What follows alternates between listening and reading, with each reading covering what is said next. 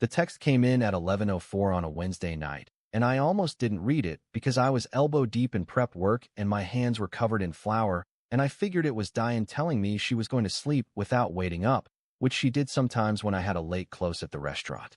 I wiped my hands on my apron and picked up the phone and read it, and then I set the phone face down on the stainless steel prep table and stood there for a moment, and then I picked it up and read it again because I needed to be sure I'd read it correctly the first time. I had 8 words. That was all it took. 8 words she meant to send to someone else, landing in my phone at 11:04 on a Wednesday, while I was standing in my own kitchen that I'd built from nothing over 6 years. And just like that, everything I thought I knew about my life became a question I didn't know how to answer. I finished the prep work. I don't know why. I just kept going because my hands knew what to do even when the rest of me had gone somewhere else entirely. And at midnight, I locked up and drove home and sat in the driveway for a long time before I went inside. My name is Adrian. I'm 39 years old. I own a restaurant called Linden in Fayetteville, Arkansas, named after the street it's on, Linden Avenue, which is a small detail that matters to me because this city is where I'm from and where I chose to come back to. And naming the place after the street felt like committing to it in a way that a clever invented name wouldn't have. It's a 40-seat dinner spot, Southern-influenced but not heavy, the kind of place that takes reservations but doesn't make people feel like they need to dress up. We've been open 6 years, and we've built something I'm proud of. Running a restaurant is not a lifestyle that's easy on relationships. The hours are brutal, the stress is constant, and I am not always a fun person to be around when service goes sideways or a supplier drops the ball at the worst possible moment. I say this up front because it's honest, and because it matters for context. I've known for years that what I do takes something from the people around me, and I've tried, with varying success, to make sure Diane knew that I saw that and was grateful for her patience. Her name is Diane. She's 36, works as a physical therapist, different clinic from anyone in a previous story. I want to be clear, at a sports medicine practice in town. We met in 2017 at a friend's dinner party, the kind where you end up seated next to a stranger and either spend the whole meal making polite small talk or actually connect with someone, and we connected.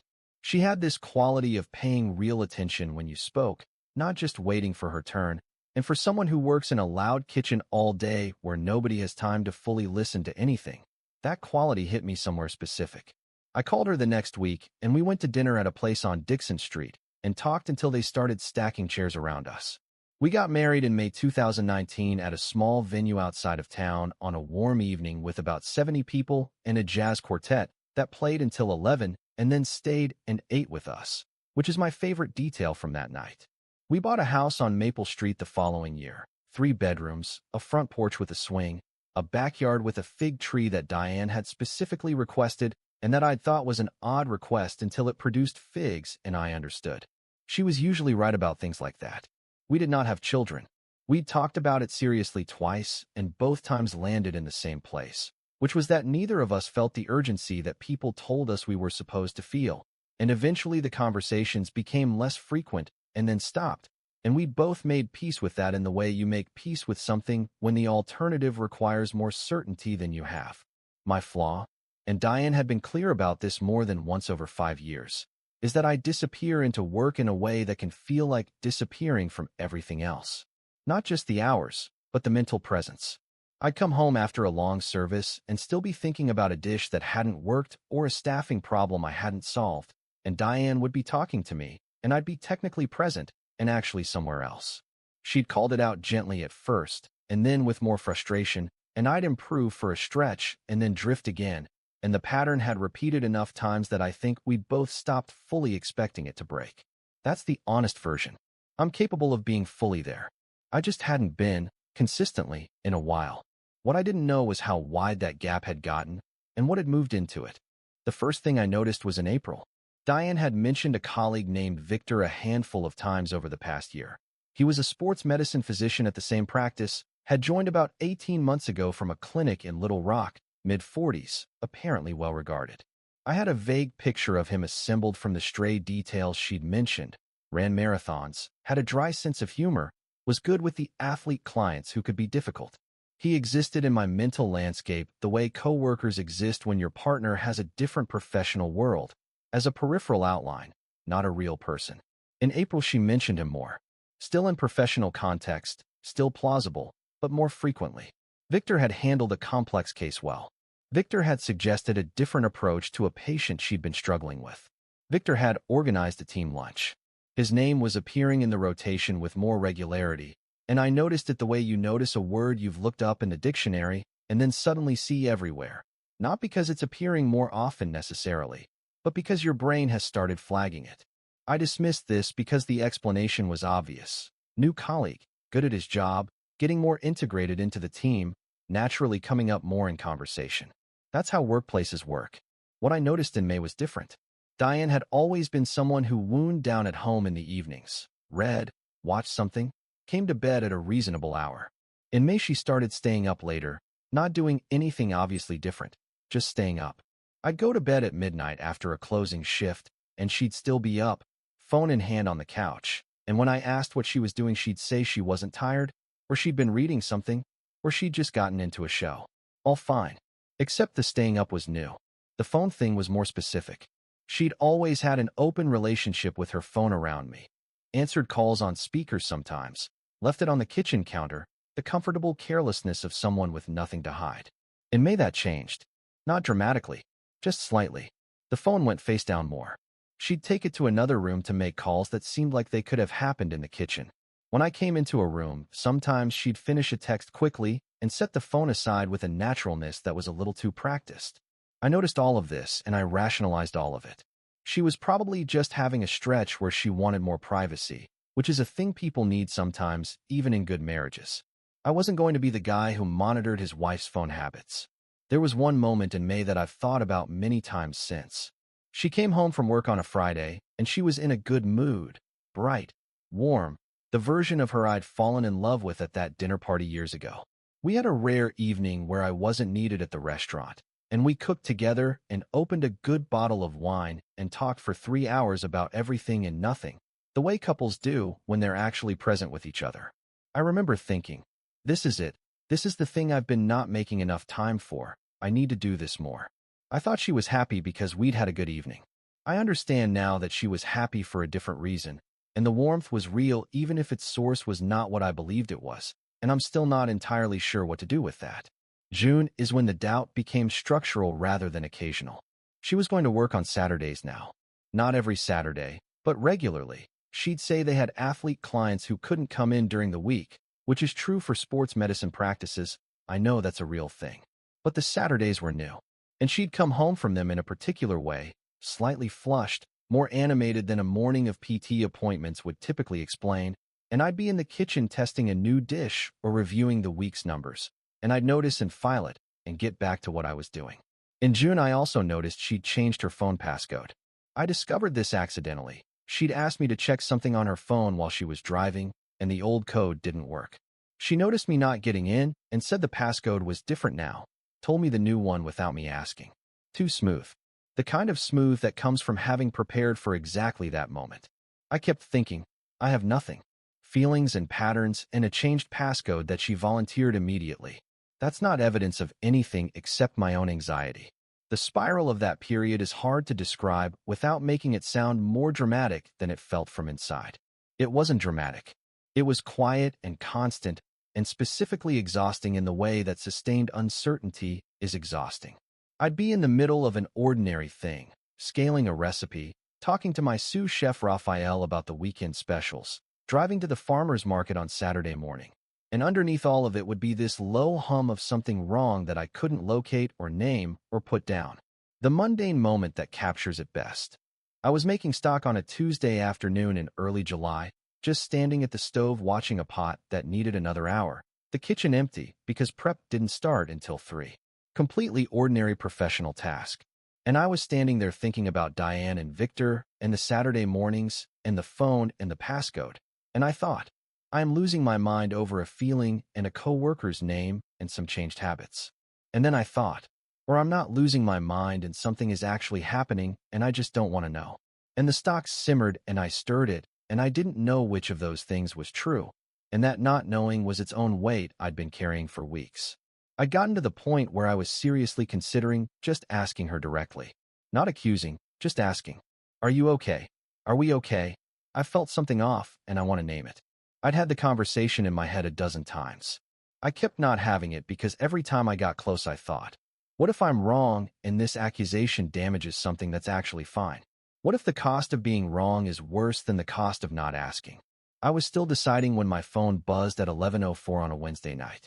I want to tell this part carefully because it happened in stages even though it only took about 30 seconds. The notification came up as a text preview, long enough to see the first line. I was at the prep table, late close. Only Raphael left in the kitchen, and he was cleaning down his station. I wiped my hands. I picked up the phone. I read it. Can't stop thinking about Saturday. Tell me you're not working late tonight. That was it. 8 words of intent followed by 8 words of question. 16 words total that I read twice in the fluorescent quiet of my own kitchen while Raphael sprayed down the grill behind me. The thing is, I knew immediately. I didn't need to work backward through the evidence or construct a theory or talk myself into anything. The text was not intended for me. The tone was completely wrong for how Diane and I texted each other. The can't stop thinking about Saturday was about something I wasn't part of, and the tell me you're not working late tonight was not how a wife texts her husband, whose schedule she knows. All of that landed in about 2 seconds. She'd been scrolling her contacts, looking for Victor or whoever it was, and had hit my name instead. Our names probably sat close together in her phone. A for Adrian, V for Victor, maybe a mutual friend in between, and she'd been distracted or careless for 1 second and sent it to me. I stood very still for a moment. Then I typed back, "This is Adrian." I watched the 3 dots appear immediately, then disappear, then appear again, then disappear, then nothing for about 2 minutes. Then, "I'm so sorry. I'm so sorry. Can we talk?" I put the phone in my apron pocket and I finished what I was doing. I don't know why. My hands just kept moving, wrapping things, labeling containers, the closing routine I've done 1,000 times, while whatever was happening in my chest happened. Raphael said goodnight, and I said goodnight, and I locked up and I sat in my car in the parking lot on Linden Avenue for probably 45 minutes before I could drive home. Diane was still up when I got there. Of course she was. She was on the couch, and she looked like someone who'd been sitting in the dark waiting for the moment they'd been dreading, because that's exactly what she'd been doing. I sat down in the chair across from her. Not next to her. Across. "How long?" I said. "Adrian." "How long, Diane?" She looked at the floor. "Since March." March. For months before July. For months of Saturdays and late evenings and a changed passcode and Victor's name appearing in conversations. For months. "Is it Victor?" She nodded, not looking at me. I sat with that for a moment. Victor, who I'd assembled into a peripheral outline from the stray details she'd mentioned. Victor, the marathon runner with the dry sense of humor who was good with difficult patience. Now suddenly a real person in a way he hadn't been 10 minutes ago. Real in a very specific and unwelcome way. "He's married," I said. I didn't know this, I was guessing, and I watched her face to see if I was right. Her expression told me I was. "Does she know?" "No." Quiet. "Are you in love with him?" The silence lasted long enough that it was its own answer. "Diane, I don't know what I—" "That's an answer," I said. "Adrian, please. I need you to be somewhere else tonight." I stood up. My voice was level, and I was surprised by it being level. "I need you to call someone and go be there. Or I need to go somewhere, but I can't be in this room right now." "I'll go." She said it quickly. "I'll go, just can we?" "Not tonight." She went and got a bag, and I sat in the kitchen and listened to her moving through the house. Before she left, she stood in the kitchen doorway and said my name, just my name, like she was testing whether the word still worked. I looked at her. I didn't say anything. She left. I sat in the kitchen for a long time. The fig tree was visible through the back window, dark against the darker yard, and I thought about how she'd specifically asked for a fig tree when we were buying the house, and how I'd thought it was an odd thing to request, and how she'd been right about it, the way she was usually right about things. I'm writing this from that same kitchen 3 days later. I haven't slept properly in 3 days. I don't know what comes next. I said I'd update. Here it is. The response to the original post was more than I expected. I read every comment, some of them more than once, on nights when sleeping wasn't happening. A few of you said things that landed precisely right. A few said things that were angry on my behalf in ways I wasn't ready for and still don't entirely know what to do with. One person commented that 16 words is such a specific detail to remember, and I want you to know that yes, I counted them. I counted them that night in the parking lot sitting in my car, because that's what my brain did with it, and I have thought about that comment every few days since. Here's what happened. Diane has been at her sister Patrice's house for most of the past 4 weeks. Patrice lives about 20 minutes away in the other direction, and the two of them are close in the way that sisters can be close when they've been through things together, which they have. I've spoken to Patrice once, briefly, and she was careful and kind and didn't try to explain or defend or ask me to do anything, which was exactly right. The house on Maple Street is mine for now. Both our names are on the deed, and that situation has its own legal reality that I've begun to understand through conversations with an attorney, a woman named Elise who is direct without being cold, and who gave me exactly the kind of clear-eyed practical information I needed rather than dramatic declarations about what I should do. I don't know yet what the house situation resolves to. I'm trying to stay out of making permanent decisions while still in the acute phase of a thing. I told my closest people. My sous chef Raphael found out because he was there that night when the text came in, and he's sharp enough to have understood from my behavior for the rest of the close that something had happened, and he came to me 2 days later and asked directly. I told him. He's 7 years younger than me and has known me for 4 of them, and he sat across from me at the prep table the next morning and said, "What do you need at the restaurant this week?" Not what happened, not his opinion on anything, just, "What do you need?" I told him I needed the lunch service to run without me 2 days a week so I could handle things, and he said done, and that was that. He's going to be running his own kitchen inside of 5 years, and the person who gets him is going to be fortunate. My sister Gwen lives in Memphis and is 6 years older than me and has been divorced herself, so she came at this from a specific angle that was more useful than I'd expected, not sympathy exactly, more like a map of terrain she'd already crossed.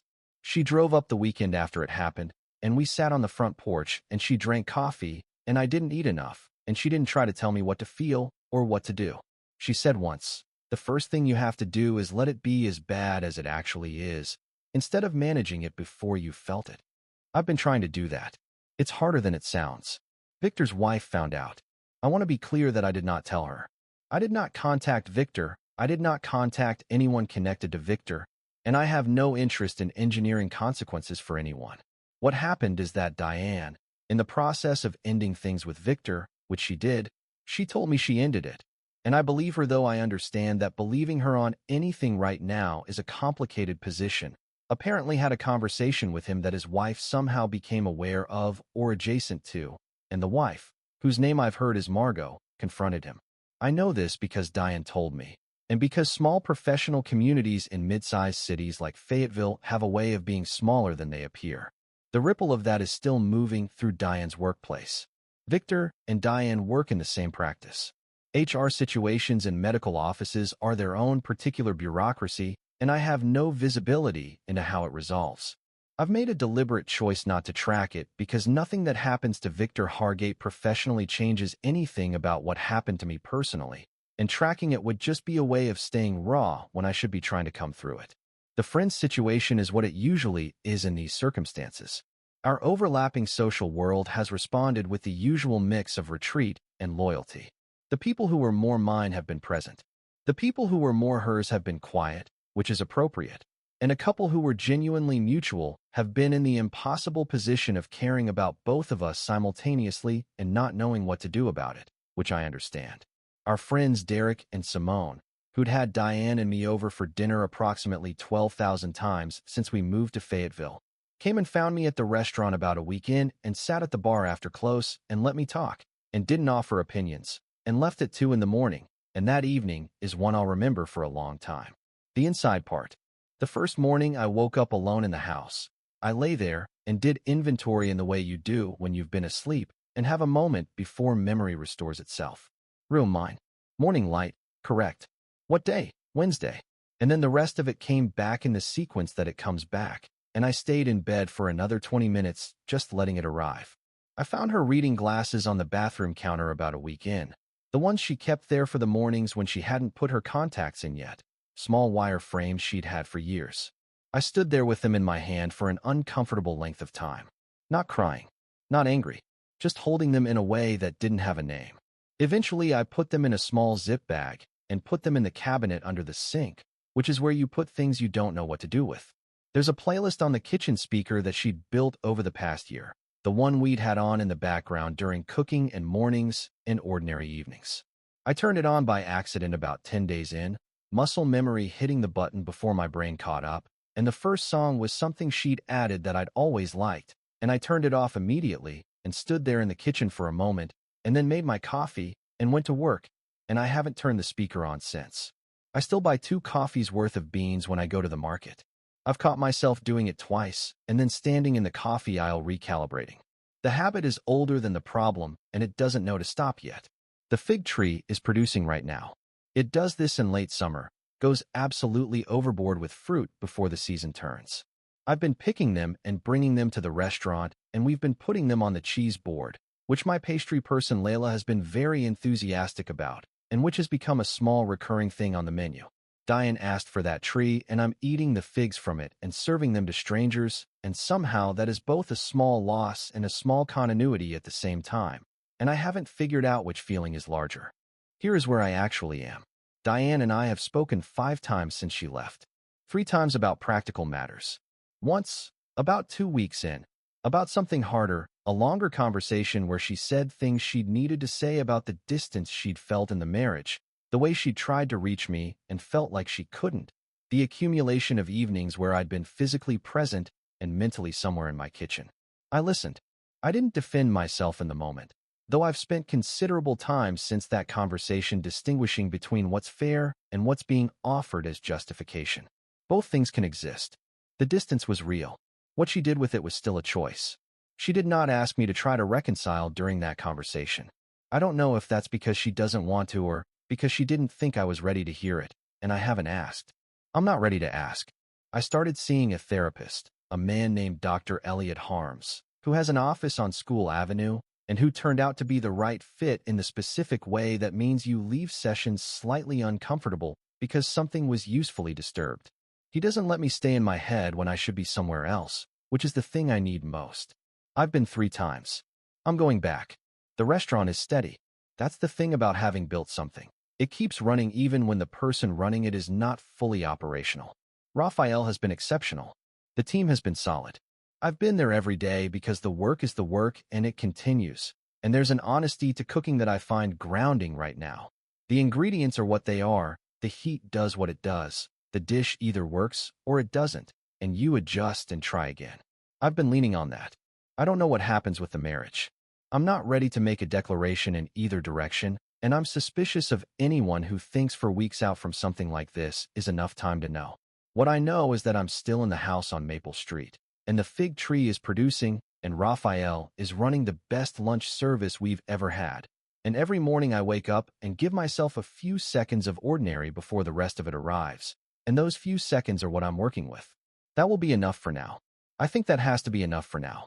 She texted me thinking she was texting him, and in the 4 weeks since that Wednesday night I've thought about what would have happened if she hadn't, how long it might have continued, how much further the gap between us might have grown before I noticed it or she closed it. And I don't have an answer to that question, and I'm starting to think that not having the answer is maybe the thing I have to learn to live with. Tomorrow, a man opens a letter that was delivered to his house by mistake, and the name on the return address is his wife's, from a city she swore she'd never been to, dated 6 months before they met.